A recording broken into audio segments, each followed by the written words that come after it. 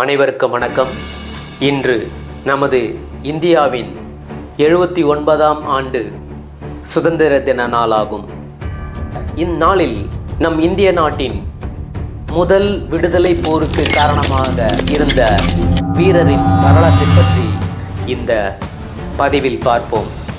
இந்தியாவின் முதல் விடுதலை போர் 1857இல் நடந்தது என வரலாற்று நூல்கள் கூறுகின்றன. ஆனால் அதற்கு 100 ஆண்டுகளுக்கு முன்பே பிரிட்டிஷாருக்கு எதிராக நமது தமிழகத்தில் போர் நடந்திருக்கின்றது. அந்த போரில் வீர மரணம் அடைந்தவர்தான் வீரன் அழகு முத்துக்கோன். ஆங்கிலேய அரசுக்கு எதிராக வரி கட்ட மறுத்து தூக்கிலிடப்பட்டவர் வீரபாண்டிய கட்டபொம்மன். யாரை கேட்கிறாய் வரி, எவரை கேட்கிறாய் வட்டி என்று ஆங்கிலேயர்களை எதிர்த்தவர். ஆனால் அவருக்கு முன்பே ஆங்கிலேயர்களை எதிர்த்து வரி கட்ட மறுத்தவர் வீரமுத்துக்கோன். உயிரே போனாலும் வரி கட்ட மாட்டேன் என்று வீர மரணம் அடைந்தவர். 1728இல் தூத்துக்குடி மாவட்டத்தில் உள்ள கட்டாலாங்குளத்தில் பிறந்தவர் இவர். இவருடைய தந்தை அழகு முத்துக்கோன், தாய் அழகு முத்தம்மாள். அந்த காலங்களில் தனது தாத்தாவின் பெயரையும் தந்தையின் பெயருமே பிறக்கின்ற வாரிசுகளுக்கு பெயர் சூட்டுவது வழக்கமாக இருந்துள்ளது. அதே போல் தான் இவருக்கும் தன்னுடைய தந்தையின் பெயரான அழகு முத்துக்கோன் என்ற பெயரை வீரன் அழகு முத்துக்கோன் என்று பெயரிடப்பட்டுள்ளது. 1729ஆம் ஆண்டு இவருடைய தம்பி சின்ன அழகு முத்துக்கோன் பிறந்துள்ளார். இவர்களை அழகு முத்து சகோதரர்கள் என்று அழைத்துள்ளனர். மன்னர் அழகு முத்துக்கோன் அனுமந்தகுடி போரில் மரணம் அடைந்துள்ளார். தந்தையின் மரணத்தை தொடர்ந்து தனது 22 வயதில் கட்டாலாங்குள சீமையின் மன்னராகியுள்ளார். வீர அழகு முத்துக்கோனுக்கு எட்டயபுரம் மன்னரான ஜெயவீர ராமபாண்டிய எட்டப்பர் என்ற மன்னர் சிறந்த நண்பராக இருந்துள்ளார்.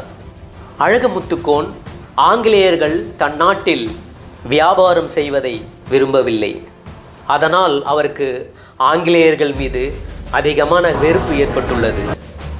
இப்படி ஒரு நிலையில் 1750ஆம் ஆண்டு பிரிட்டிஷ் தளபதி அலெக்சாண்டர் கிரேன் மற்றும் மருதநாயகம் கான்சாகி ஆகியோர் எட்டயபுரம் மற்றும் அதனை சுற்றியுள்ள பகுதிகளுக்கு வரி வசூல் செய்ய வந்துள்ளனர்.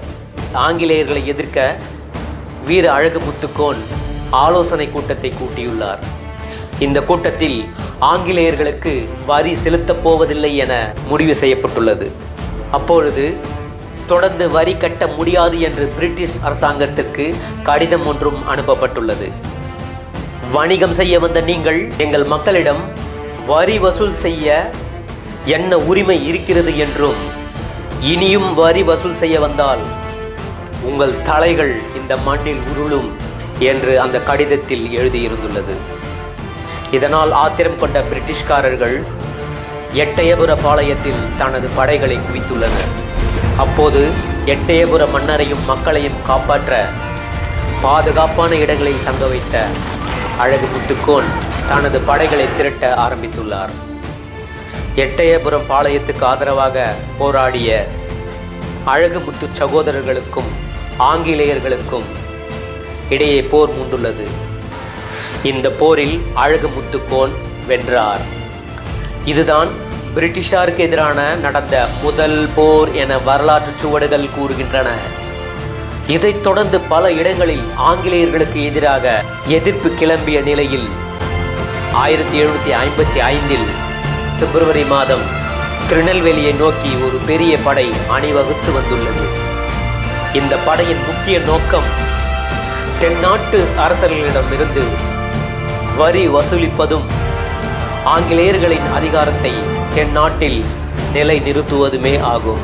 1755 மார்ச் மாதம் மருதநாயகம் தலைமையிலான படைகள் காளமேக பெருமாள் கோவில் தீ வைத்து அங்குள்ள அனைத்து பொருட்களை எல்லாம் கொள்ளையடித்து சென்றுள்ளன.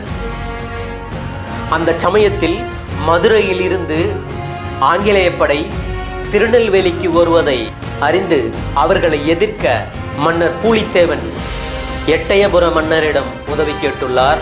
ஆனால் எட்டயபுர மன்னர் பூலித்தேவனுக்கு உதவி செய்ய மறுத்துள்ளார். ஆனால் அழகுமுத்துக்கோன் சகோதரர்கள் பூலித்தேவனுக்கு உதவி செய்ய முன்வந்துள்ளனர். பூலித்தேவனின் படையும் திருவிதாங்கூர் இராணுவமும் அழகுமுத்துக்கோன் படையும் இணைந்து ஆங்கிலேய படைகளை எதிர்த்து போரிட்டது.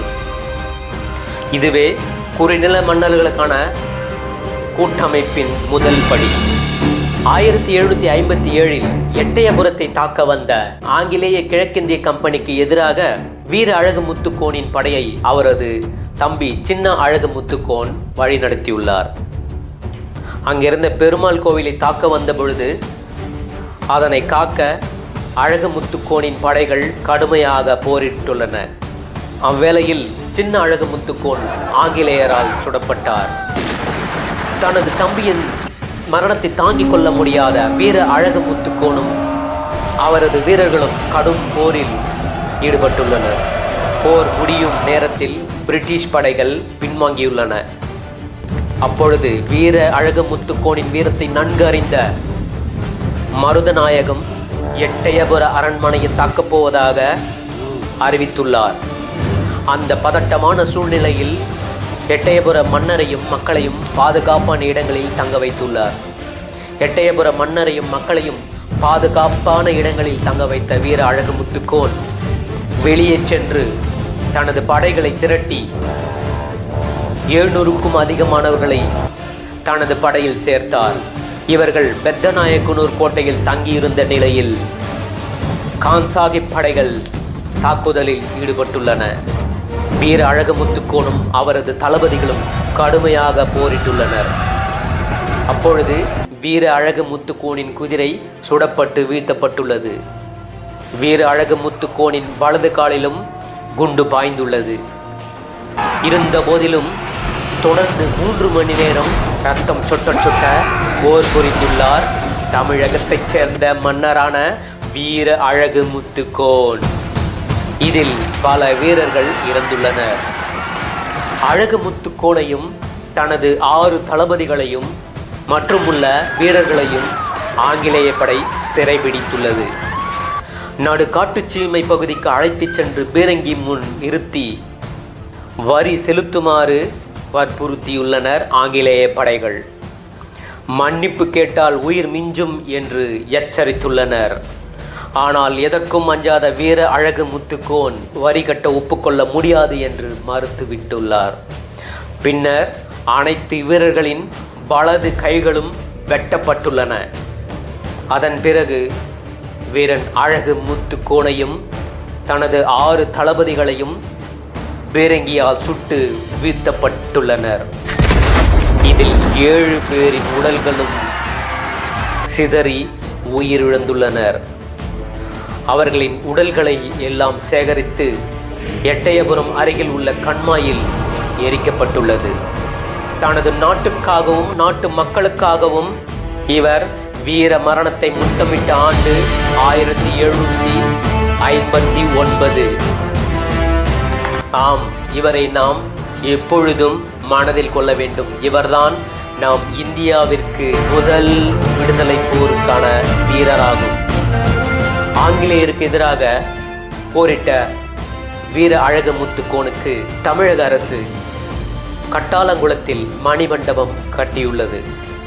இங்கு ஆண்டுதோறும் ஜூலை 11ஆம் நாள் அரசு சார்பில் மரியாதை செய்யப்பட்டு வருகிறது. 2015ஆம் ஆண்டு நம் இந்திய அரசின் சார்பில் தபால் தலை ஒன்றும் வெளியிடப்பட்டுள்ளது. இந்த வீடியோவில் ஏதாவது தவறுகள் இருந்தால் மன்னிச்சுக்கிங்க. இந்த வீடியோ பிடிச்சிருந்தா லைக் பண்ணுங்கள், கமெண்ட்ஸ் பண்ணுங்கள், ஷேர் பண்ணுங்கள் மற்றும் சப்ஸ்கிரைப் பண்ணுங்கள். அடுத்த ஒரு நல்ல வீடியோவில் உங்களை சந்திக்கும் வரை விடைபெறுகிறேன். நன்றி, வணக்கம்.